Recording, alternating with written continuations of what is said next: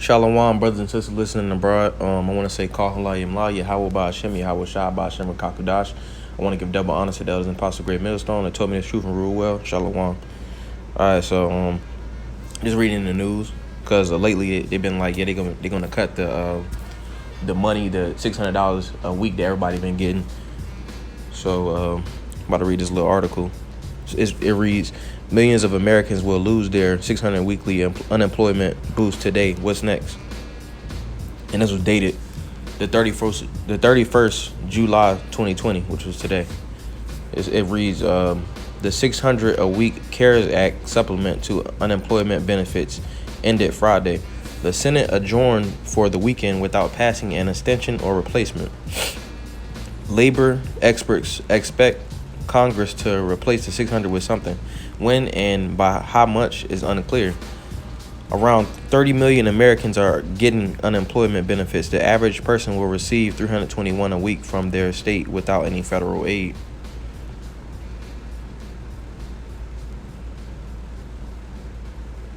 All right, skip down a little bit. It's not clear we're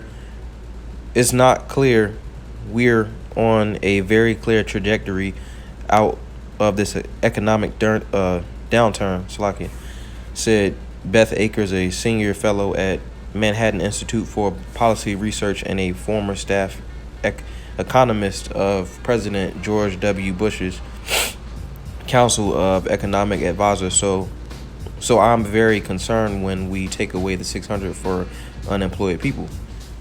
All right, so you got these people, everybody losing their jobs and everything. You know, people done lost their jobs because they going out of business. Like the jobs are going bankrupt, or the different companies are going bankrupt, and because the economy is on a downward spiral. So you got people that were getting $600 a week, which is roughly $2,400 a month. So they were paying their bills with that, and with that being taken away. I think maybe a couple weeks ago they said that a lot of people, maybe like 1/3 of the population in the United States is going to get evicted. So if you take away that money, and you know, people still need to pay their rent, like people not going to be able to, you know, stay in their houses. So it's going to be a lot of chaos in these streets. It's going to be people trying to take from one another. Like let me go ahead and get into the scriptures. So first I'm gonna go to Habakkuk 2. All right. So it reads, let's see the chapter. It says, I will stand upon my watchtower and set me upon my Slaki. I will stand upon my watch and set me upon the tower, and will watch to see what he will say unto me, and what I shall answer when I am reproved. And the Lord answered me and said, write the vision, make it plain upon tables, that he may run that readeth it. For the vision is yet for an appointed time, but at the end it shall speak and not lie. Though it tarry, wait for it, because it will surely come, it will not tarry. All right, so if you go to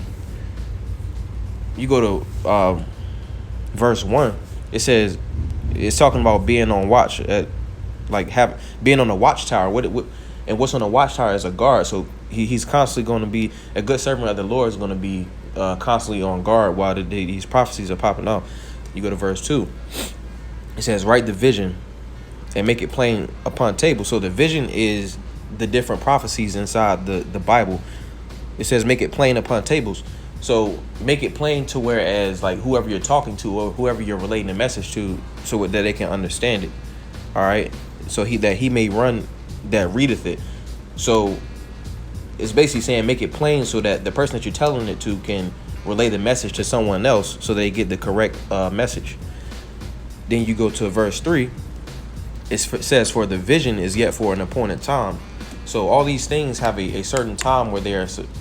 All these prophecies have a certain time when they are supposed to occur. Like right now, it seems like things are taking a while to come into fruition, I guess. But it says It's going to tarry, but wait for it because it will surely come.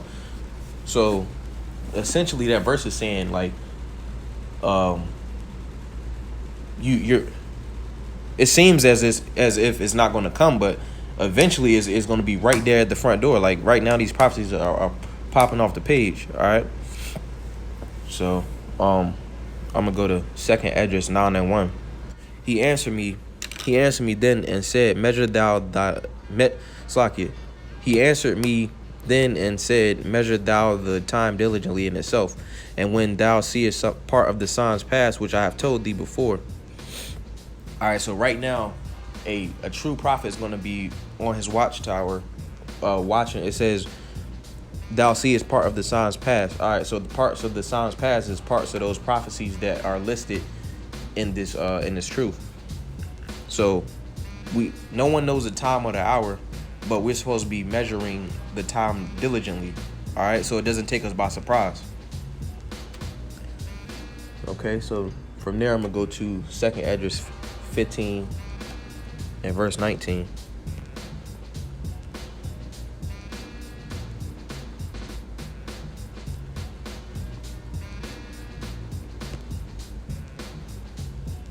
Okay, so second Esdras, matter of fact,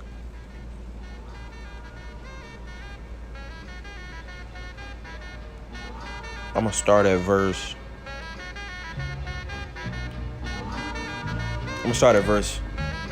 Second Esdras 15 and 15. So it reads, "For the sword and their destruction draweth nigh, and one people shall stand up and fight against another, and swords in their hands." All right, so the sword is symbolic for an instrument of basically like hurting or killing somebody. All right, so like right now we have, so just like the landlord situation, it was a situation where a landlord had basically confronted the tenant and was like, yeah,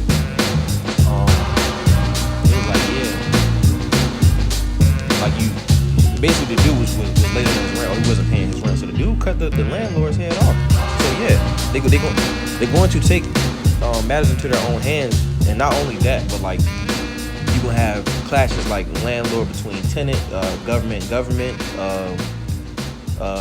people in their own household, neighbor against neighbor, brother and brother, sister, just people all out, just clashing against each other. All right.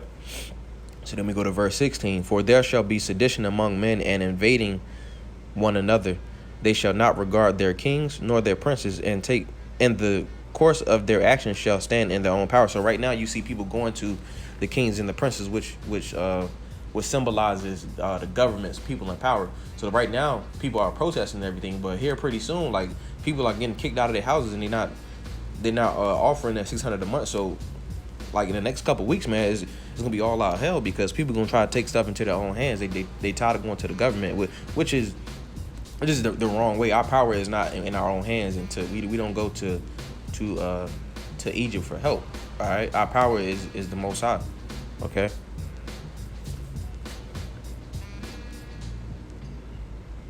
Okay, and then you go to verse 17. "A man shall desire to go into a city and shall not be able." All right, so here pretty soon they're gonna have like martial law troops and everything, and when it says man, it's talking about anybody, like man or woman. So it's gonna be troops, and I mean they probably gonna be locking people in their houses, having checkpoints and everything. Man, it's gonna be wild out here.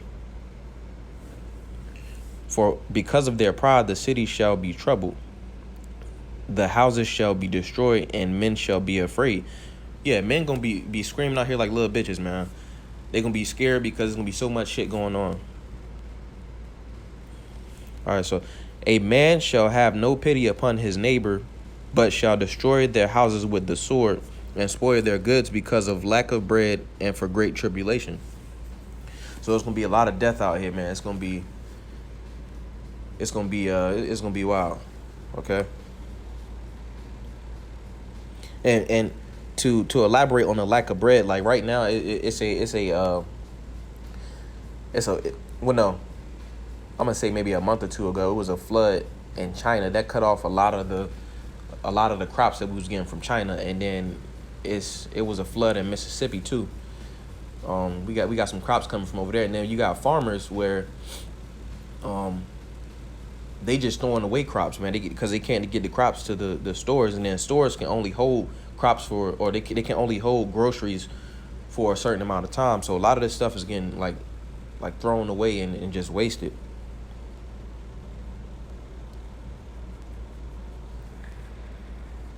All right, so and then all roads is gonna lead ultimately to like this vaccine they got coming is ultimately it's gonna lead to that chip, that Neuralink chip, and then that RFID chip, which is Revelation 13:16. But I'm gonna start at verse 15.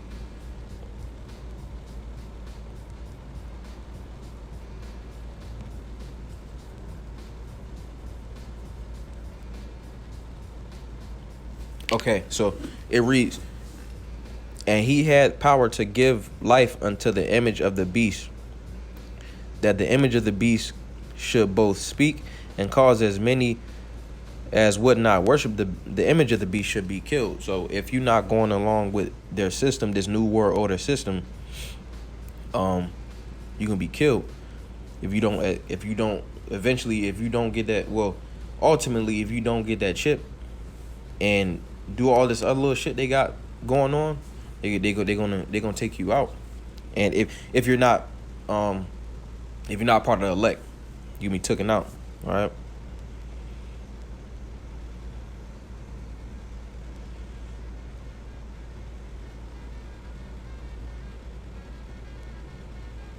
All right. So we go to verse 16. He causeth all, both small and great, rich and poor, free and bond, to receive a mark in their right hand or in their foreheads. The mark in the right hand, or it can be either hand, like that's going to be the RFID chip. And then in the foreheads, I haven't seen I've seen an article about it, but I ain't seen somebody with it on their ear or something like that. But it can be anywhere on the head, so, or in their foreheads. Verse 17, and that no man might buy or sell save he that had the mark or the name of the beast, or the number of his name. Here is wisdom. Let him that hath understanding count the number of the beast, for it is the number of a man, and his number is 666. All right. So yeah, shit about to get wicked out here, man. Like, we gotta stay on our watchtowers and just keep the people informed. Yeah. So I hope that was edifying to the hopeful elect. Call Allah Yahweh Ba'ashem Yahweh Shai Ba'ashem Rakakudash.